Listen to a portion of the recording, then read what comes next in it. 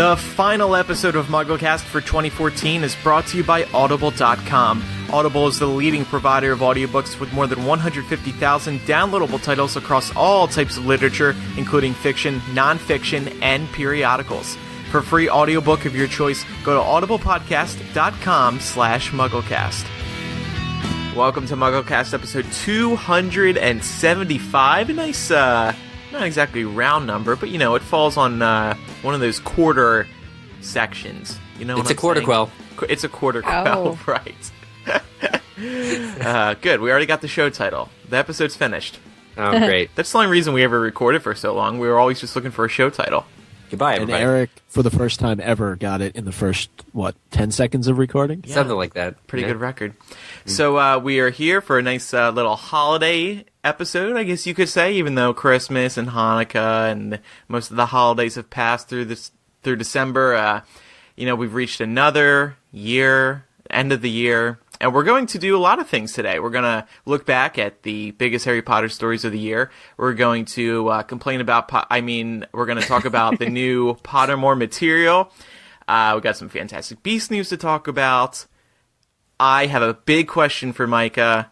We're going to predict 2015, and then we have a big announcement. Maybe not that big, but big. I always hate raising people's expectations because they will think we're about to announce something like J.K. Rowling is coming on the podcast or something like this. I'm actually glad that J.K. Rowling's never been on the podcast. Do you know why? Because how would we ever top it? Well, I think it's because you can just keep talking about the fact that she's never been on the podcast. Yes, that's fun to do. More airtime. But I like trolling her on Twitter. I like keeping myself distant from her so I can troll her on Twitter. Like recently I @replied her. All I said was, please come to Brazil. It got like 100 favorites. I was shocked. That's hilarious. I was like, what? People really liked that tweet. You should just keep doing that each week. Pick a different country and see how it does. Yeah. But Brazil is like the one that people always ask celebrities to go to. So that's so funny. I sent her a tweet that says, congrats on 400 tweets. That got 19 favorites. I mean, people, there's a demand for this, I think. So people I think they expect you to follow in Micah's shoes, too, with trolling her the way that he does on Twitter all the time. I mean, Mikey trolls her by just protesting her. Yeah, it's really negative. It's really not quite negative. Positive stuff. Well, I think J.K. Rowling said something on Twitter a couple weeks ago that should seal the deal for Micah following her on Twitter. You don't follow her yet, right? I do not. Okay, if this tweet doesn't do it, I don't know what will. But we'll talk about that in a little bit. First, let's talk about the biggest stories of the year. We're just going to jump around. I just wanted to kind of recap the 2014 and for Harry Potter fans. First of all, Diagon Alley opened. I know Micah, Eric, and I have all been there at this point. Really wonderful, right? They did such a great job. I'm sure it's just amazing and the best thing ever. And if you can't go, then your life is over. Yeah. I'm sorry you haven't. Whatever. I don't want butterbeer anyway. Well, you can go to the studio tour for that. You got butterbeer there, didn't you? That's true. Yeah, I did. It's not the same, though. It's just not the same. No, but Diagon Alley is really impressive detail-wise. It's more detailed. There's more to see than in the Hogsmeade part of the park, and that is what makes it cool. And can you go into the shops? You can, In fact, most of them, more of them, because like Hogsmeade had it where it was like a couple shops, but then most of them were storefronts, which were cool. I think Diagon Alley, they strive to actually make more shops, like so that you could enter them, like real shops. Can you buy stuff? That's pretty much all you can do. Or you can wait 4 hours online to go. Or you can wait 4 hours for Gringotts. But Gringotts was pretty cool. Here's kind of a good year in review statement about Diagon Alley. There was concerns about how busy it would be there after the park opened, and now I think the lines are actually really manageable. Mm-hmm. I haven't seen any complaints about long lines, even for the Hogwarts Express. That thing, I remember going through it for the first time and seeing the queue. The line, it wasn't filled when I walked through it, but they had built so much queue in anticipation, and it just doesn't fill up. And I don't say that in a bad way, that like they're not getting as many people that they wanted. I just think that the train trains, so there's two of them, run really efficiently. So I think they did a great job, and I'm glad to see that the lines aren't as crazy. So if you are thinking of going, I'd say go whenever. Maybe not summer, but go whenever. Like, there's not a huge rush right now. Mm-hmm. Well, this time of year, I would think would be pretty busy down there with everybody on vacation from school. Probably, yeah. It's actually people take off work. The month of November, I heard, was like when the locals go. Because it's just quieting down. It's like a dull period where the rest of the nation is cold, but nobody's quite yet hit vacation yet. And it's like right after Universal's Halloween stuff. Yeah. Christmas So that's stuff. really when I think the locals go. But yeah, you could go down there now and find probably some, not very long wait times. Maybe. In other Wizarding World news, the Wizarding World Japan opened up over the summer. Very similar to Hogsmeade. There's no Diagon Alley, but they have the Black Lake there, kind of sitting near Hogwarts, which I think people really liked. And apparently, the Hollywood one is going to have some special features like this as well that are unique to the Hollywood land. So They should, though. I think that provides interest from people to go to those parks because, let's say you're on the East Coast of the U.S. and you've been to Orlando and you know what that's all about. I would think if you're a fan and maybe you're taking a trip out to California, you'd want to explore. And not to say that Potter fans wouldn't go anyway, but to have that added interest to know that there's something different about the park, because if they're all the same, what makes them unique? Exactly. Like, it's not an IKEA or like a Walmart, to speak in your terms. You're supposed to go for an unique experience. Well, what makes it unique to me as somebody who lives in the LA area is that I can actually drive there, get drunk in the Hog's Head, then take a taxi home. I can't say that anywhere else. Some sadder news happened this year. David Legano, who played Fenrir Greyback, he died while hiking in Death Valley over the summer. That was a really sad story. Yeah. Yeah. But the rest of the year was lighter news. Well, except for the Ron and Hermione drama. Did that Which rate this I was year in review? personally very affected by. J.K. Rowling wrote a story about the trio at the World Cup. That was one of the bigger things on Pottermore this year, I think. Yeah. That was like legitimately lived up to the excitement because we got some tidbits about where they all are now, so that was really cool. It was another one of those news stories, right, that J.K. Rowling wrote this year? Right, a news story. And that could kind of pass as a new story, but this 12 Days of Christmas thing that they did earlier this month, and where a lot of media outlets were saying, J.K. Rowling to write 12 new Harry Potter stories. Oh my God, it was just, it was ridiculous. It was funny. I forget, somebody asked me about that. I think it might have been at work. It just came up about how, apparently she was writing all of these new stories that were going to be released, and I actually had to explain to the person that they weren't new.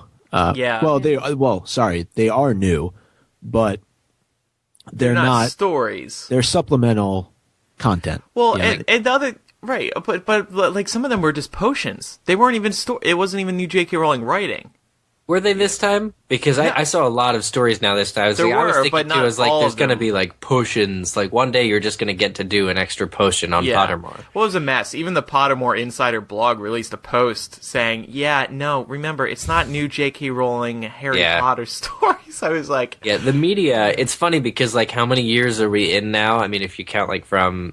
97, we're like 17 years into the Harry Potter books and being a thing, and the news still can't handle itself, or they don't know exactly how to not blow this out of proportion. Worse, isn't it? Because it's all clickbait now. This year it really got bad. But I'm hoping that people kind of now they're understanding that they're being played, so they'll stop clicking on them, and then people will stop writing that nonsense. Yeah. Mm-hmm. Anyway. Fantastic Beasts. It was a big year for Fantastic Beasts. We found out that it will be a trilogy. That was a big deal. And then later in the year, we found out the release dates: 2016, November 2016, November 2018, and November 2020. So until the last one split into two, due to content. Well, yeah. I mean, remember they said it will be at least a trilogy. So maybe you're right, Micah. Maybe it's not that J.K. Rowling may write, 5 movies or 6 movies, but they're just leaving the possibility open to split that last one. Because that's kind of what they're doing with the Avengers. Marvel announced that that Avengers Infinity War is going to be Avengers Part 1. Sorry, Avengers Which Infinity is just War Part 1. Bizarre, isn't it? Because it's not is. like it's not it's an adaptation. Yeah. It's a unique story. Yeah. That's why I thought the Avengers were going to be the Avengers as we know them are going to end at Infinity War. But at least one person told me, I don't think so. I think they're probably just trying to be like comic books too, which always are about like serialization and continuations and stuff. So it's like they're making movies, these huge budget movies like comic books, where you have to get the second issue to read the full story. What's somewhat ironic about that, though, is that it's really Harry Potter that started this trend of spending the final... Well, the Harry Potter to the studios proved that it could be done, I think, right? And there may have been 1 or 2 films before it. There were films, I think in terms of major book-to-film adaptations that were, significant in length beyond just a couple of films, like Potter, we've seen it now really with everything from... Hunger Games, and I'm sure there's plenty of others I'm missing here, but the Hobbit, right? Twilight. The 3, Now, Twilight. Now also Divergent coming up. Exactly. So that's the thing to do. It's a cool thing to do. Make more money, rake in those dollars. But we as fans can't really complain as much as No, of course not. As much as I despise it, just like anyone else. I mean, obviously for websites, it's a good thing. For the fans, it's a good thing. For the most part. I mean, at least with Fantastic Beasts, we know that it's not being adapted. Like J.K. is writing the screenplay for each film, so it won't be like they're stretching any kind of content. Like these films are being written for the screen. It'll be really exciting to see how her voice directly translates to the movie. Yeah, I'm really excited. It makes me wonder, like, if this whole book splitting trend was a thing 10 years prior, maybe thanks to another film, would Goblet of Fire have been split into 2? Definitely. Would Order of the Phoenix? Or is I it wonder. Our studios? It's just the finales. That's the thing. But when is that trend going to break? It seems inevitable. It should have, though. It should have broken way before, because I think that you could have justified other books in the Potter series in particular being broken into 2 movies. I know we've discussed this on prior shows, but as early as Goblet of Fire, definitely not then Order of the Phoenix for sure. Yeah. I mean, Order of the Phoenix, well, we don't need so much was left out there. I still love that film though. It's weird. Oh, it's my least favorite because it was my favorite book. Yeah, me too. Okay, we're going to continue with today's show in just a moment, but first it's time to remind everybody that today's episode is brought to you by Audible.com, the internet's leading provider of audiobooks, and that is no joke. They have more than 150,000 downloadable titles across all types of literature, including audio versions of many New York Times bestsellers. And for listeners of MuggleCast, Audible is offering you a free book to give you a chance to try out their great service. Today, I am going to recommend a book-to-film adaptation. I'm sure you've heard of it. It is easily one of the best movies of the year. It is Gone Girl. Now, this is a book by Gillian Flynn. It is a fantastic book and a great movie. It's in the case of Gone Girl, it's hard to say whether the book or the film was better. Both are so beloved. I highly recommend reading and watching the story because it really is just one of the best movies of the year.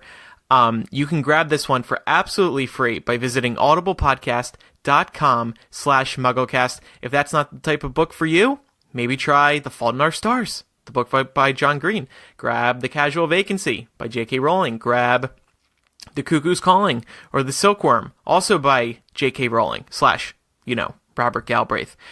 You can get any of these books for free, audiblepodcast.com/MuggleCast. Try listening to a book instead of reading it. You're really going to enjoy it, I think. You'll listen to it just like you do this podcast.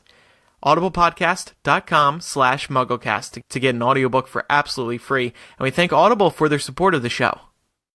Going back to Fantastic Beasts for a second, talking about a big year for that. How about, and don't get shocked here that I'm bringing this up, J.K. Rowling's tweet, the anagram that basically set off the Twitter world, trying to figure that thing out. Yeah, that was such a big deal because it was. I think that arguably is one of the most exciting things that happened on Twitter, or not on Twitter, in the Harry Potter fandom this year, because everybody kind of knew it wasn't going to be some like gigantic reveal, and yet it was so exciting because we all remember the riddles on J.K. Rowling's old website. Right. So having her give us a new riddle was just huge, and it was just like so simple for her to do, and it seemed to come up like spontaneously when somebody asked her to do a riddle, and then the next morning she did it.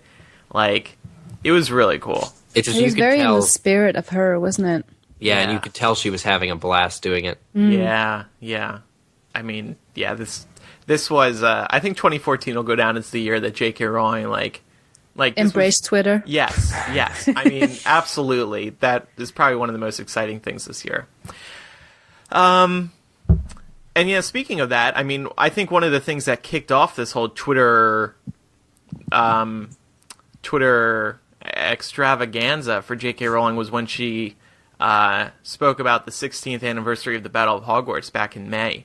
This was like one of her first tweets, and it was first tweets that wasn't like pen and paper are my priority at the moment. And then after that, she started answering a couple other questions, but you had to go and like look at her tweets. They weren't showing up in your feed because she was directly replying to people. And then she learned, that trick where you put a period in front of the username. She's been doing that a lot. Yeah. Which is her assistant told her. So funny. Yeah. So I think in May was when that really all started, and now it's a whole big thing. And it's very refreshing too to see the way she's interacting with people, because she slams people down, and she's like really personal, like both in good and bad. When people like try to make a complaint to her, she like slams them right back, and it's really cool. She slams them down, but she's really classy about it. Yeah, like she's never mean about it or anything. It doesn't even come off mean spirited. She always has the upper hand. Yeah. Of course, there was that whole big J.K. Rowling's comments about Ron and Hermione that got twisted by the Sunday Times. I can't remember what their headline was, but it started a whole brouhaha. That was I would say the low point of 2014 in terms of Harry Potter fans, because everybody was so shocked by that, and everyone was so upset because even the people that wanted Harry and Hermione to get together at the time, I mean, we've all moved on, we've all grown up to some extent, we've all sort of made our peace with it, and suddenly it appeared that everything we thought we knew was wrong, and it was like right. And I probably made a bigger deal out of it than I should have. But I mean, eventually it was funny. Eventually, we learned that her comments were misconstrued, but I mean, she was still reconsidering Ron and Hermione. That's the best way to put it. Yeah, well, like they released, what was it? The Wonderland released like a promo before releasing the actual article, and it was like going to be like a month or something ridiculous before the actual like words came out. That's the thing. I mean, Wonderland was kind of to blame too, because they released this interview in advance to the Sunday Times. And but like it was, the Sunday Times did their like preview or whatever, and they had misconstrued the word like shoddy journalism, and then it was a long time before we could realize that JKR didn't exactly say exactly. Funnily enough, it was only 6 days. I was just looking at this. Oh wow, it felt like 30 days. It truly felt like 30 days. Truly. That's why I say. But you know what's funny about it is that we don't need to spend a lot of time on it, but what's funny, like seeing her actual comments that she was reconsidering Ron and Hermione, is I think you can really tell that from the final couple of books, because Harry and Hermione were so close friends, and as she said herself, like just after the 7th book came out, there were a few moments when it could have gone the other way. Yeah. And I like it because it's realistic. It's not like she made this choice like Ron and Hermione and she was gonna like merge, them together, cost everything. Yeah, exactly. Like she let the characters go where the characters wanted to go, and I like that. And it was a step up back from, or a step forward, because the only comment that I can recall her previously talking about that pairing was the delusional, the infamous delusional in the Melissa Nelly Emerson Sparks interview back when, I guess, book 6 came out. So that was a big blow to Ron and Harry and Hermione shippers everywhere. But this kind of reopened a lot of those same feelings, and I think took it into a more, mature realm. So she retracted the delusional comment because she can't really. No, I know she didn't, but she can't really call those people delusional if, in her own mind, this was a possibility. She's delusional. Yes, and now she's never coming on the show. But shoddy journalism seems to be a running trend, though, at least as it relates to the series. That's true. So many years later, it no matter what it is, whether it's about Pottermore, which I know we'll talk about very shortly here, or even with something along these lines. It's great that even however many years we are after the fact, almost over 7 years after Deathly Hallows was released, that the series is still relevant, the author is still relevant, the characters are still relevant enough that these news outlets, and I say that somewhat liberally, referring to them as news outlets because most of them aren't. Even though, actually, I will say I saw quite a few run with the 12 new stories by J.K. Rowling. Everybody. And just that they're interested and that they're willing to still write about it all these years later. Well, and I just can't believe that people fall for this every time. I mean, this has happened so many times this year. I mean, if you want to, summarize 2014 in the Harry Potter fandom, it was misleading headlines about things that J.K. Rowling is doing or saying, and this Fantastic Beasts news. Plus, maybe part of the reason J.K. Rowling's been on Twitter more is so she can have like a direct line of communication with her fans instead of having the media reconstruct her words into things that just aren't true or entirely wait 6 accurate. or 7 days to release them. Right. So, there was one other big story, and that relates to Fantastic Beasts. Let's do that first, since we're talking about big stories. Warner Brothers announced in October, about a week after we had recorded our last episode, naturally, that David Yates is going to direct Fantastic Beasts. This is when we also found out that the series is going to be at least a trilogy. So this is the first time we're talking about these two things here on MuggleCast. The at least a trilogy comments, we had known that David Yates was rumored to direct Fantastic Beasts. There was a report that had come out a month or two prior, and apparently that had been in the works for months. So now one question that still lingers is, will David Yates be returning for all 3 movies? And if you read the Warner Brothers statement, it doesn't sound like it. However, if you went on J.K. Rowling's page when she shared the announcement, the wording of it very strongly sounded like he is going to direct all 3. And I actually tried to get some clarification from Warner Brothers about this, and they were not willing to give me any information. Oh, okay. They left it open ended, let's say. But here's what J.K. Rowling said on Facebook. And this statement is loosely like what was released in the press release, but there's a key difference. I'm going to take one line from it. The studio, this is from J.K. Rowling, the studio has also confirmed that the films set in the Wizarding World but predating Harry Potter himself will be directed by David Yates and will reunite the filmmaking team of Heyman, Rowling, Cloves, and Wigram. Right. There you go. So, but this is not what it says in the other release. So that's why I think he is back for all 3. Or he's maybe not officially, but that's the plan right now, unless he's like, I hate this so much. Right. Get me out of here. You know what I'm thinking about this is that, because we've all got like our own opinions on David Yates and stuff, but remember The Hobbit, like you haven't just seen it. I was going to say the same thing.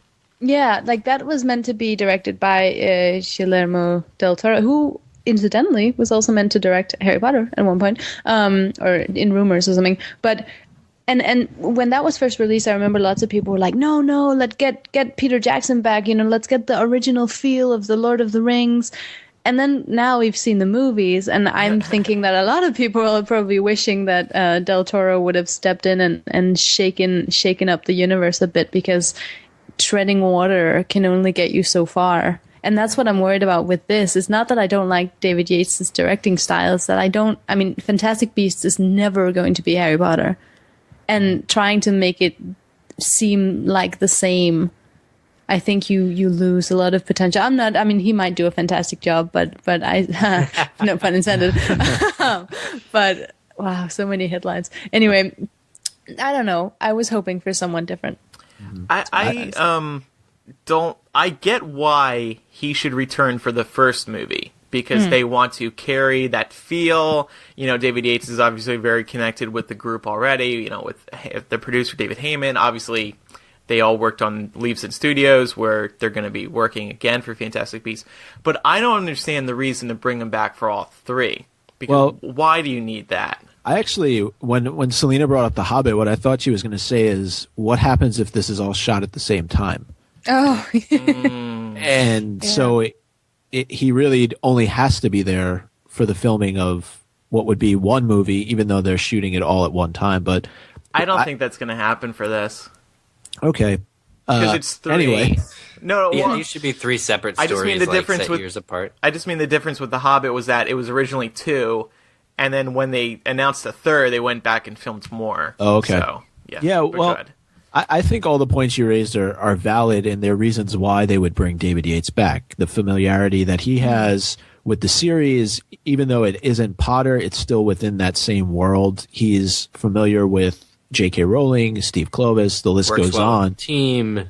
Yeah, and at some point I would assume, and there are going to be brand new characters, but we would potentially see characters that we know that could make these cameo appearances as we get later on into Newt's story. But I don't know. It's almost like, let's see how he does with this first film. Yeah. And then make the judgment if it was right or wrong to bring him back. Yeah, for sure. He's worked since Order of the Phoenix? Yeah. On the series, and you know, I think it's about that. And you don't know, maybe part of J.K. Rowling's agreement in doing this was that certain people come back that she's entrusted with her work, you know, like Heyman and Clovis and now David Yates. Because clearly she's built these long-lasting relationships. She entrusted Heyman very early on with the series, and he's been there the whole time. And so you never know, like, kind of what goes on behind the scenes. She ultimately has to feel comfortable with the person responsible for directing this. And, you know, Yates has been there pretty much since day one. Yeah, I mean, they minus the 4 films, yes, but they optioned the film like really early on in the book process. When was Order of the Phoenix released? 05? 07. 07? Wait, the book or movie? The movie. The movie, sorry. 7, 12, 7. So he's been there he was there 4 or 5 years. So I mean, yeah, he's got a good sense for what this is all about. So we'll see. Yeah, I still stand with. I mean, I agree with what Selena said too. You kind of want it to be completely different. Yeah, you just want to change, I guess. But you're absolutely right as well, Mike. I think that we can't. I mean, this is a different story, and David Yates, I'm sure, is capable of breathing new life into it. Well, I'm going to see his take on Tarzan, you know, first to kind of. It's like that. Well, that's another story. It's like, well, you want to see him do something different to prove that he can do something different. I agree with Selena too, though. I like the point that she made, and I think that having somebody new would be great, because one of the problems that a lot of people had with the Potter films was that there wasn't that continuity, right? What? It broke so many times. Well, no, I mean, yes, there were people who liked the fact that there were different directors along the way, but going through 4 different directors in an 8-film span, a lot of people didn't like that because there wasn't a level of consistency throughout all the films. Whereas here, why bring in somebody who's worked on those films? Why not give somebody else a chance? I think there's a lot of validity to that as well. And just from a visual sense, I mean, there could be a great opportunity here to really shake this series up in a visual in a visual way. And with David Yates, I don't think that's going to happen because I think a lot of what we found in the Harry Potter films will be carrying over what we saw in the Harry Potter films. Who knows? Still excited for it, of course. Yeah, definitely. I guess. We're going to see it no matter who directs it anyway. So Oh yeah, it doesn't matter. it's just topic of conversation. But Micah will not follow David Yates on Twitter. I know that much. If David Yates was on Twitter, I'd follow him. Really? Why? Yeah, I don't Why get not? that. He gets a free pass and J.K. Rowling doesn't? Yeah. Well, it depends if he actually used his Twitter account. But J.K. Rowling uses her Twitter account. Yeah, after the fact. After you unfollowed her for not using her Twitter account? Yep. Okay. Well, there's some. I think we'll have Micah convinced. So, in a little bit. So let's talk about Pottermore now. They released Half-Blood Prince. It's Yay. out. Hooray! All of it? All of it. This was the 12 days thing. They released. Really, over the 12 days, they released the best of Half-Blood Prince, and then a couple days ago, they released the remainder. And I looked through it. There wasn't really anything else other than what we received during these 12 days things that was interesting.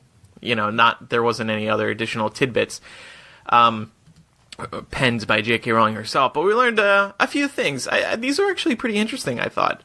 Snape, she addressed the whole, is Snape a vampire thing.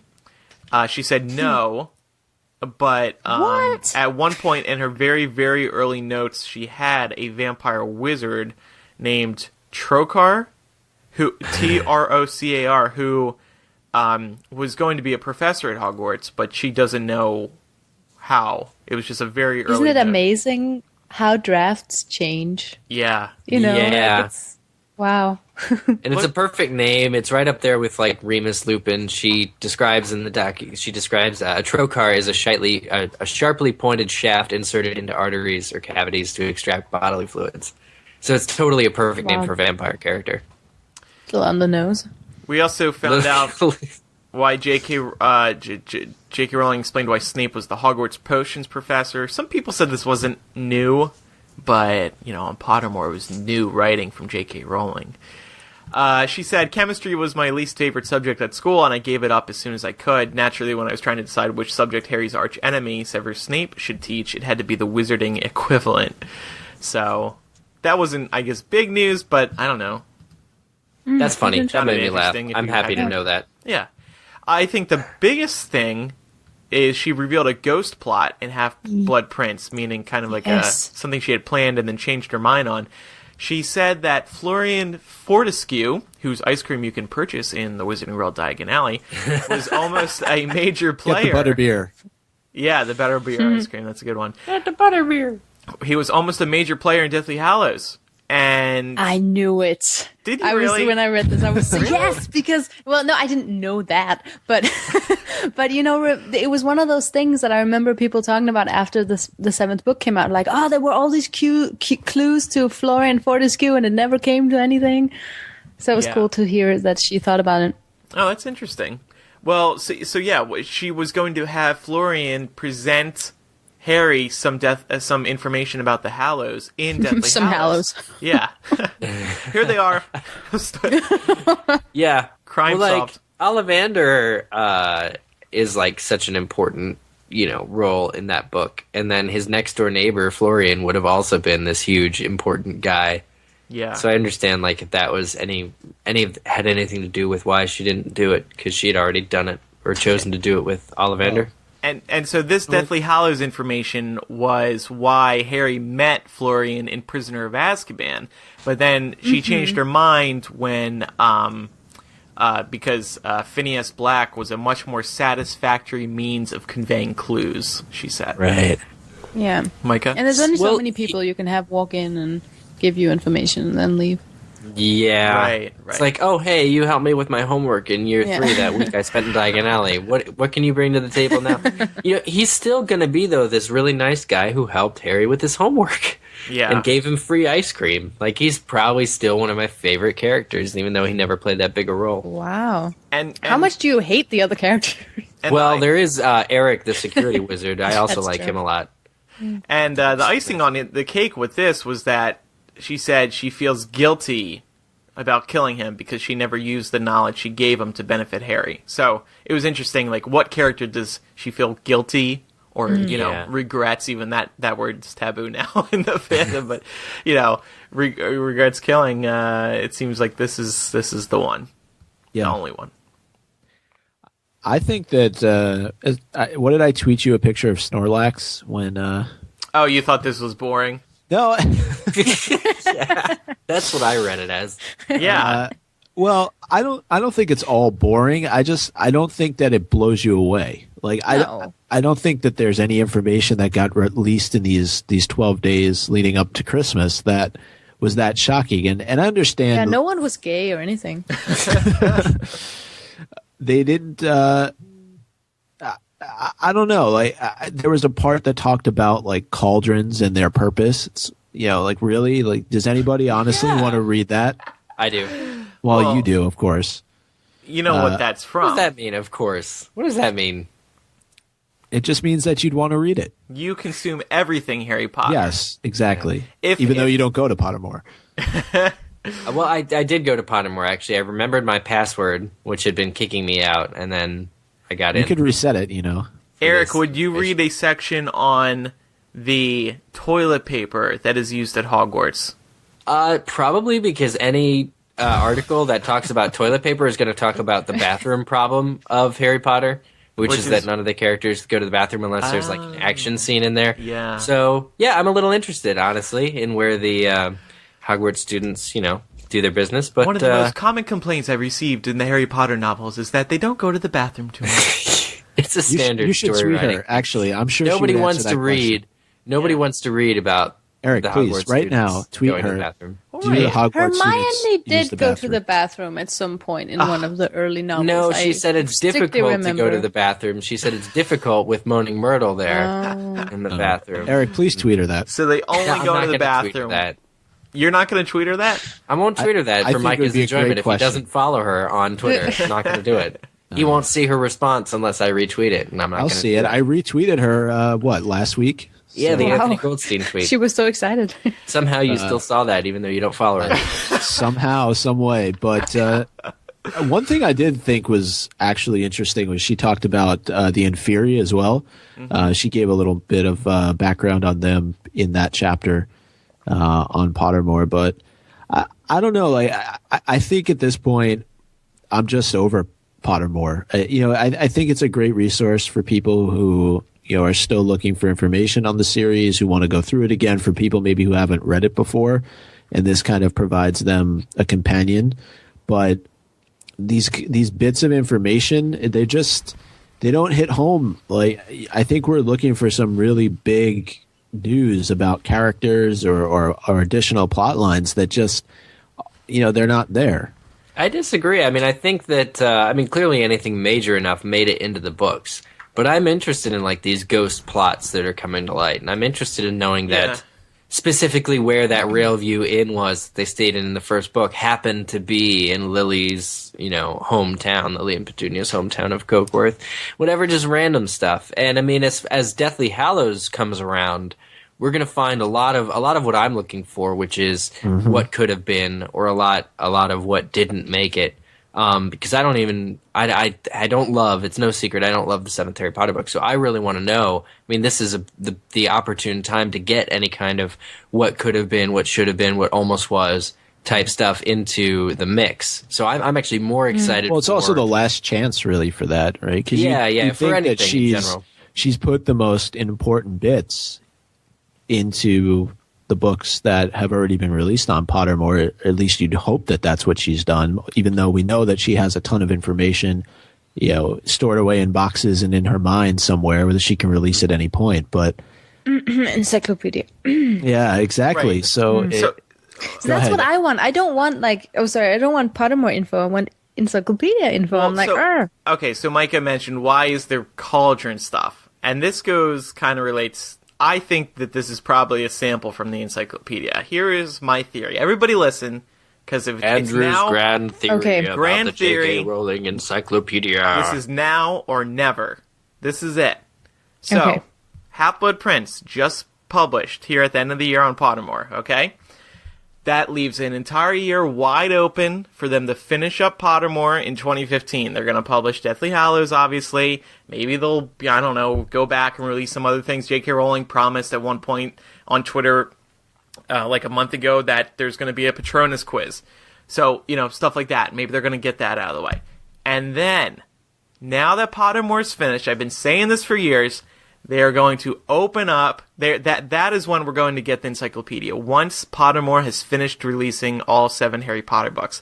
Now, if they finish Pottermore in 2015, that means the encyclopedia can come out in 2016. What else is in 2016?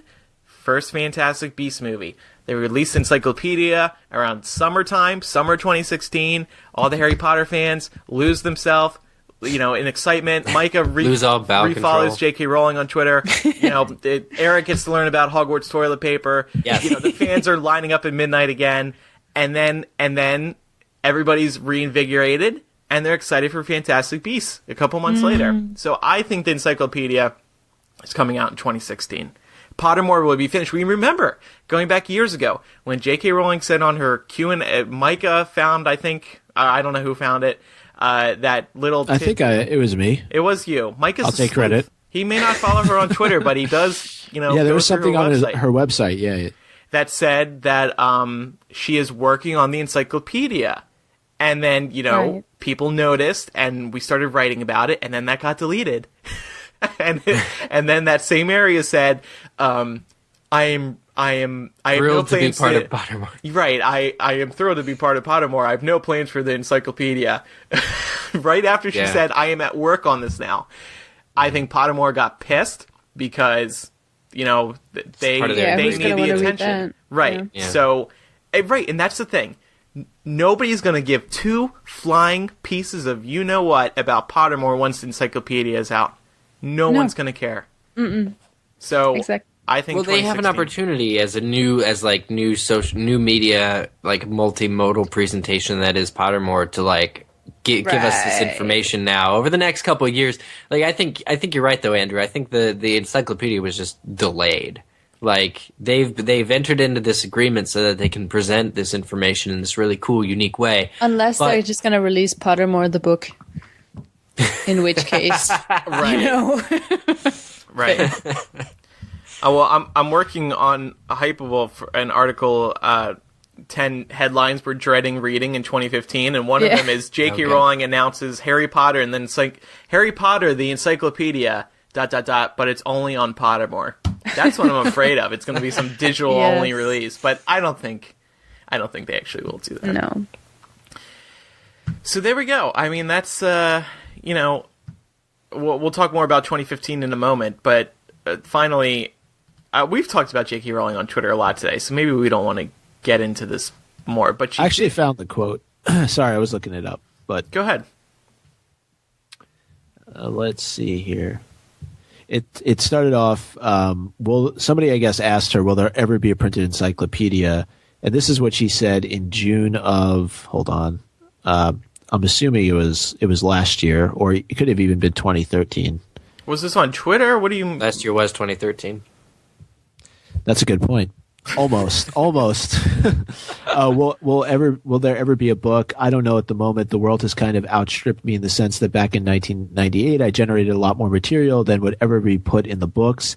It was simply ridiculous that anyone, to me at the time, I thought, who would ever want to know the significance of these types of wandwoods? Will there ever be an encyclopedia? And she said, possibly. And now we flashed forward.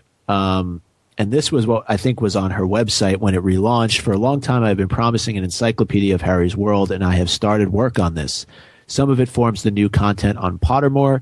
It is likely to be a time-consuming project or job. See, there it is. That some of this will become Pottermore. But when finished, I shall donate all royalties to charity. So, and then of course that that changed. So the difference, I'm just reading one of our transcripts. This was episode 252. So the difference between June and this past week is that she went from possibly there's going to be an encyclopedia to I am working on this now.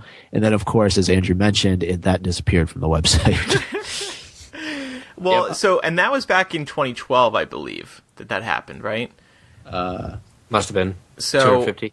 So, she said it's going to be a time-consuming project. If that were to come out in 2016, that's 4 years. It was April 23rd, 2012. I remember I was in Disney World, birthday.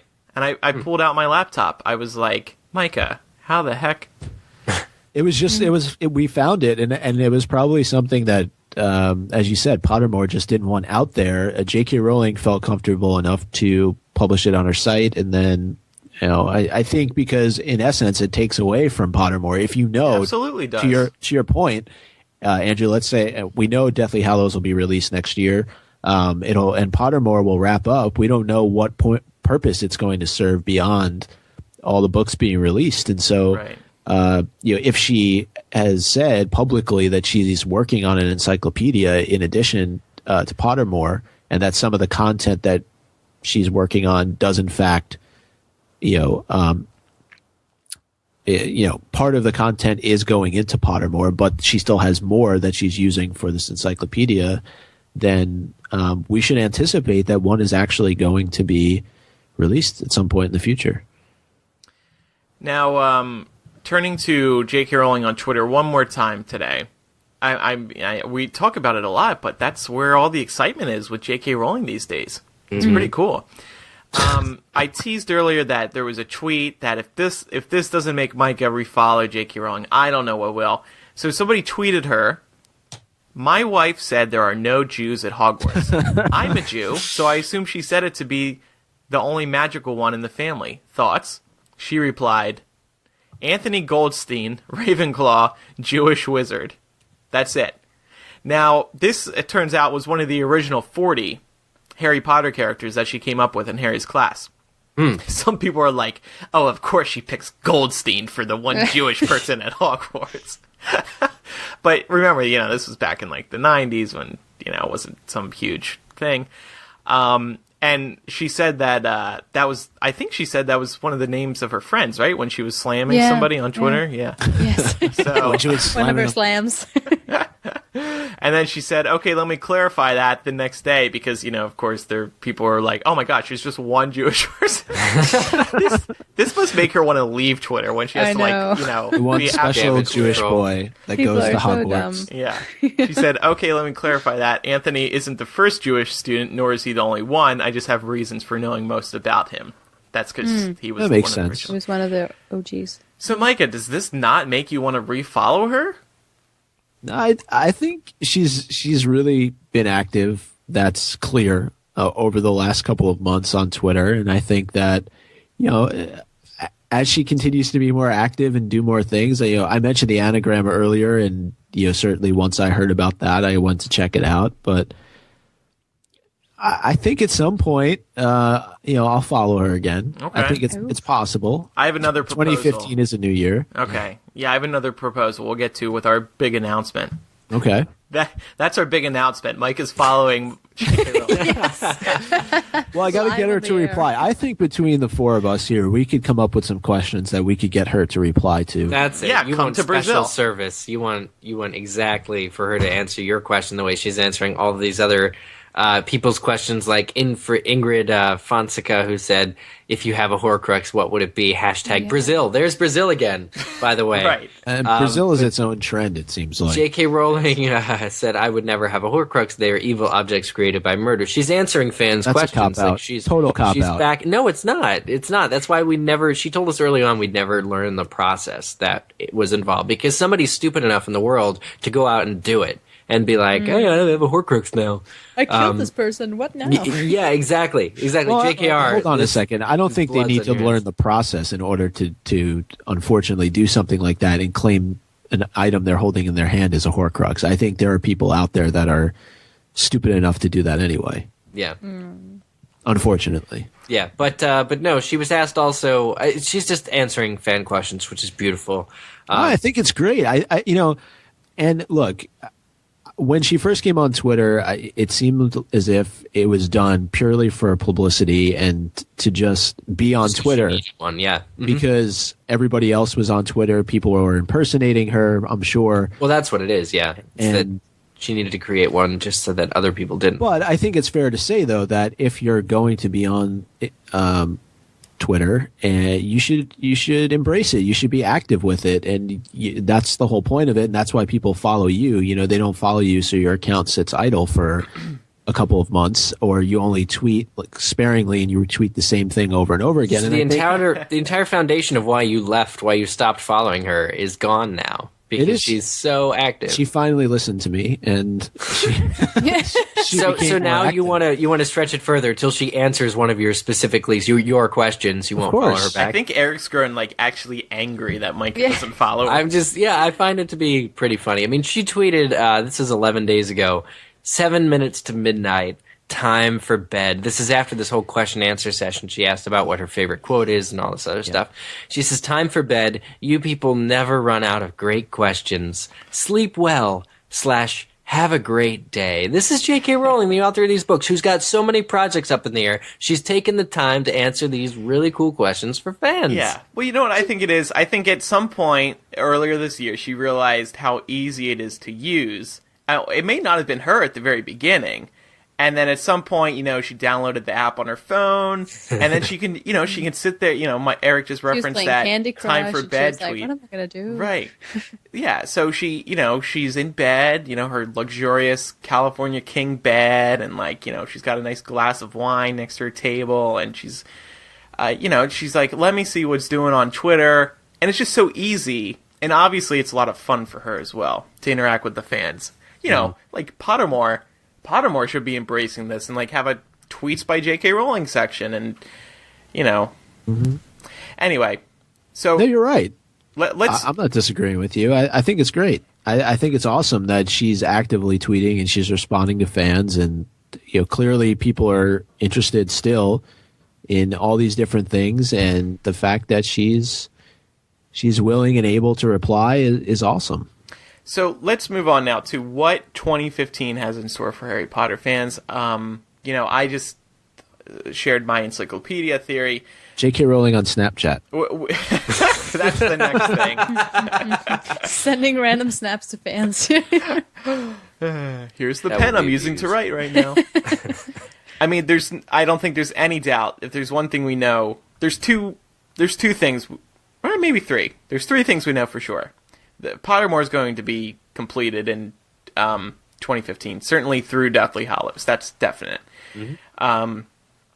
Fantastic Beasts casting news. They are going to start filming Fantastic Beasts in 2015, which is crazy to think that this is actually happening in 2015.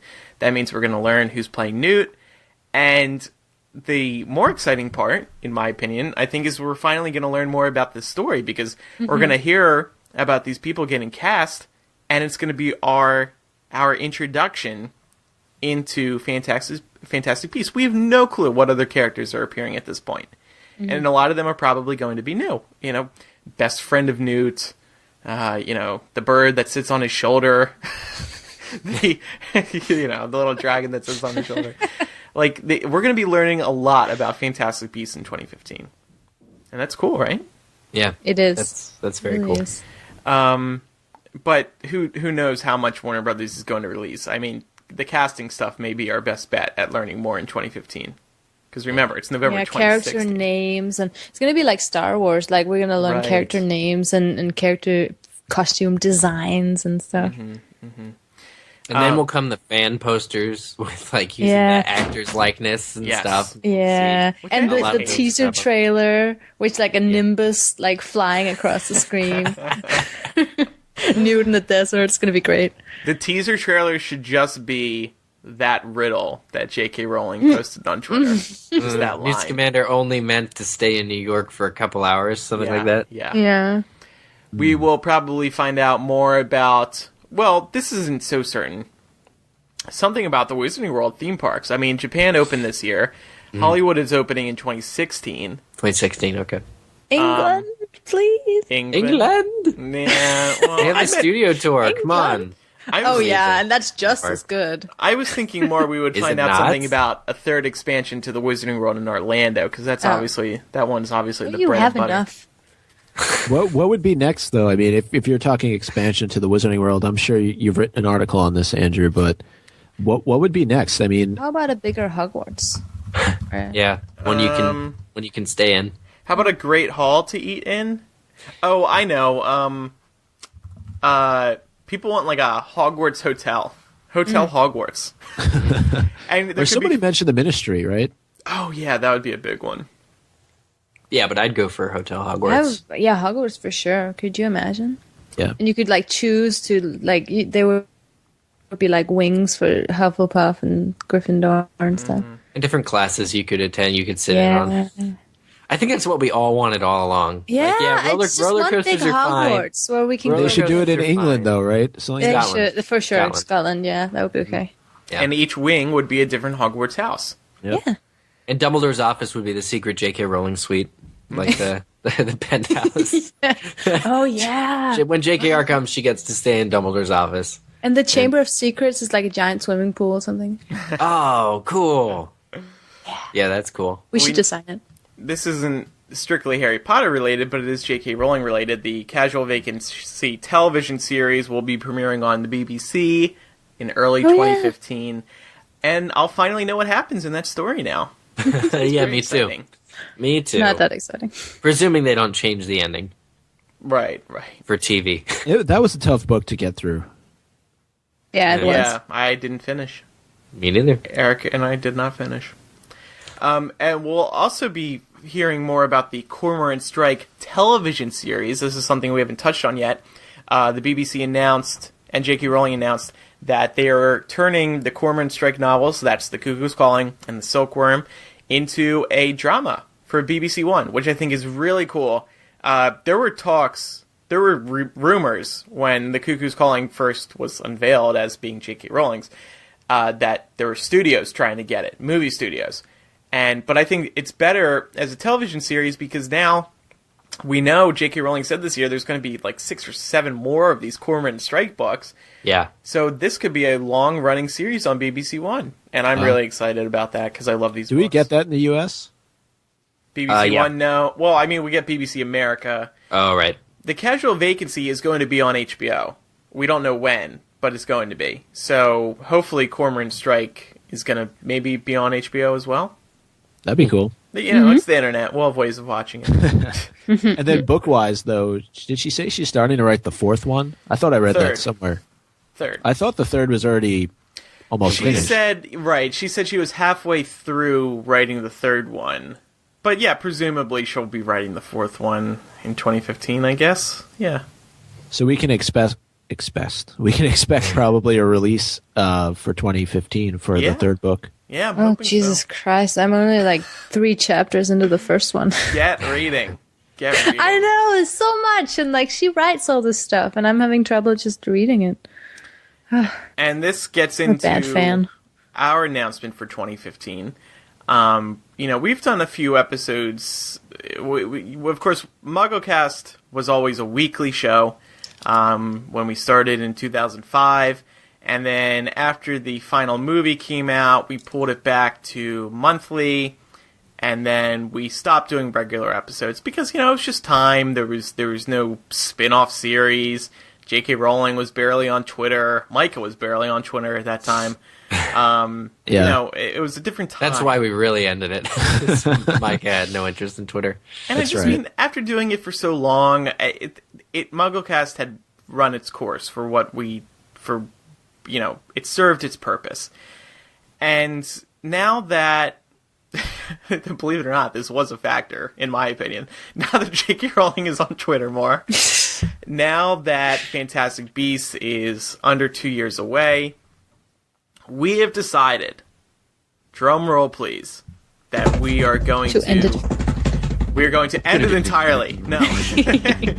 That we are going to do monthly episodes Bing. beginning again in Bang. March. Boom. Bing, bang. Happy New Year! Selena, I'm not even sure we told you this yet, did I?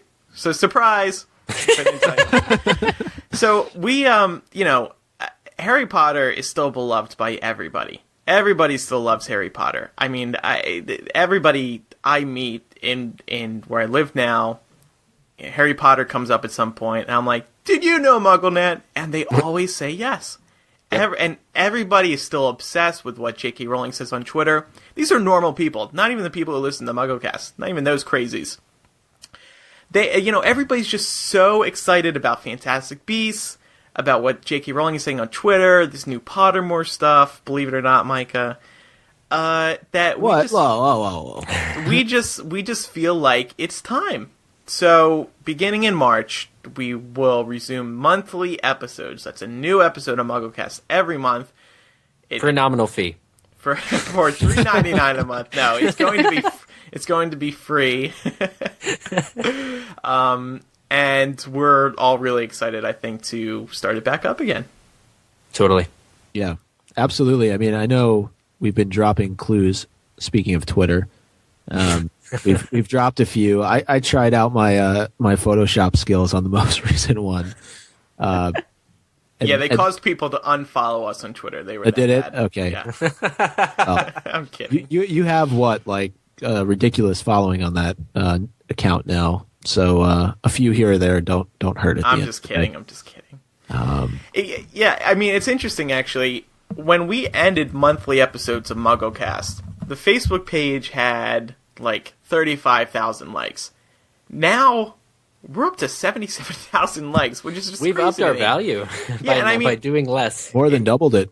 Yeah, and I mean, it's part of the reason, well, a large part of the reason, is that I post Harry Potter stories from Hypable on there, and I think people see this page, and they're like, oh wow, there's still Harry Potter news, cool, I'll like it, so it's grown that way. But it just also shows you that there's still a demand for Harry Potter content. People are still as passionate as ever about it. And we would not have exciting. Anyone else do a Harry Potter podcast. Why not just have it be us? Right. I mean, I hate to brag about this, but we were the first Harry Potter podcast, so we were. So we were. No, definitely we were. It feels right that we're gonna lead the charge on a resurgence here, maybe in the fandom. We'll see. We're gonna be all about it. Get to celebrate 10 years. Right. Oh, next August. Guys, that's awesome. Yes, that's appropriate. That's very appropriate. Now, the reason we're waiting till March is because Micah and I are actually going to be a part of a new podcast. If you guys were into... Yeah, Andrew, why don't you tell them the name? Well, we don't have a name yet, but if you are into Smart Mouths, you're going to like this new podcast because that will be starting up in January, so we'll mention that on future episodes of MuggleCast here.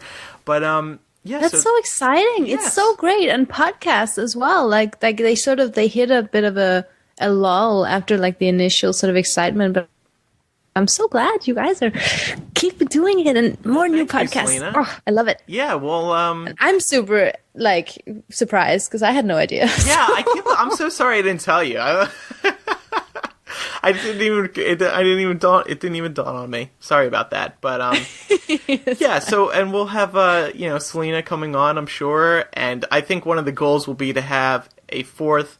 It'll be Eric, Micah, and I, and then we'll have a fourth person on at least every episode. I think that's going to be a goal. We'll try to freshen things up in ways like that. Yeah, of course. And I'm looking forward to continue to talk about Pottermore and Twitter. Twitter, all the things all the Harry Potter stuff. No, look, I think it's always good to have to play devil's advocate because there are people out there, I'm sure, who feel similarly about Pottermore. Maybe not so as much about Twitter, at least now, but Pottermore in particular, I think just it is what it is. We've discussed it so many times on this show, and I think for different people it serves different purposes. But the fact that we just have it is a great thing because it provides us new information, and it will continue to into the new year. Well, and the reason that we want to start up monthly episodes again is that Fantastic Beasts, like we mentioned, is going to really get rocking and rolling this year. And there's going to be a lot to talk about with that. And there's going to be other stuff in the Harry Potter fandom to talk about as well. So if you had to take a guess now, I mean, looking ahead into 2015, we'll get a lot of casting news. You mentioned that. Who is going to play the role of Newt Scamander? If you had to put it on paper right now. Benedict Cumberbatch, obviously. Smaug? Oh. Yeah. No, I don't think it's going to be a big person. I mean, like the safe predictions are like Matt Smith. We don't even know how old he is, though. It could be literally anyone. It could be a woman. I think in his 20s. Don't we know that? Early 20s. I know based on when he left Hogwarts, based on like the old biography, which could be changed a little bit. Right. There's going to inevitably be some adjustments, but we know the story's set in 1920s, yes. And according to the Harry Potter wiki, he was born in 1897, so that would put him around his 20s. So yeah, like he basically he leaves Hogwarts and he trains with the Ministry for a couple years, I think, and then leaves on a big safari or quest or whatever. So based on the old information. Yeah, mid-20s, kind of our age, which is really cool because Harry Potter was our age. And we know that it's like the beginning of his career? We don't really know that either. Specifically, yeah, no, not specifically. I mean, I think he'll probably be pretty, like, esteemed. This is what I'm gathering from, like, the plot so far is, like, people will know him. And, like, he's going to New York, but then this huge crisis happens, which we do know. And then he'll, like, be called upon to fix it. So, like, there will be, like, I think he'll have a little degree of fame. Kind of like an Indiana Jones kind of guy. Right. And I want to touch on something that Selena mentioned. There really is a resurgence with podcasts happening right now. Led largely by Serial. That mystery podcast. I still haven't listened to, but I want to. Everybody's obsessed with it. But I think people are starting to... That helped people realize how convenient podcasts are. They, Apple now puts the podcast app on your phone. I think that's very helpful to the podcasters. So, yeah, I just think that there really is a resurgence happening. And also, like, Welcome to Night Vale is also like a really cool, just really well done, really, like, concept show. Yeah, and everybody's got their phones. One of the reasons I never really, like, believed in YouTube is because it's not as portable as something like podcasts are. You can really take a podcast anywhere with you. No matter where you are, you can easily listen to it. Whereas YouTube, you can't watch it anywhere. Or everywhere. I mean, obviously, YouTube is very, very, very popular, but we're podcasters here. So yeah, that's our big announcement again. It'll start up again in March. Yay! And hopefully the casting announcements will start after that. But who knows? And that's all we've got for today's episode of MuggleCast. By the way, so Micah, I know we keep bringing this up, but to kick off our resurgence, I believe in March you should refollow J.K. Rowling. I don't know. At this point, it's going to have to take something really big. Hold on. You know what? It's the end of the year, right? We're heading into a brand new year. You make resolutions, right? Okay. Where are you going with this? Well, I'm shifting away from my microphone here for a second so that I can type on the keyboard. Oh my gosh, I'm so excited. Uh-oh. I need to get into the MuggleCast Twitter right now to report the breaking news after it's done. All right. So I'm just making sure this is her handle, right? At JK_Rowling. Right, that's right. Do it. I want to know what follower I'm going to become. She's got 3.965,281. So I'll become the 3,965,282nd follower. Don't pull her leg here. You it's done. Do this. It's done. It's done. Wow. Yay! Dun, dun, dun, dun. All that. I can't believe it. Well, this is truly... She followed back. She's been waiting for that, Mike. Yeah. She was. I knew it. This has truly been a remarkable, landmark episode of MuggleCast. I'm glad you didn't wait till March, Micah. This is going up on the Hall of Fame on the MuggleCast site just because Micah followed her back. Well, what a way to cap off the year.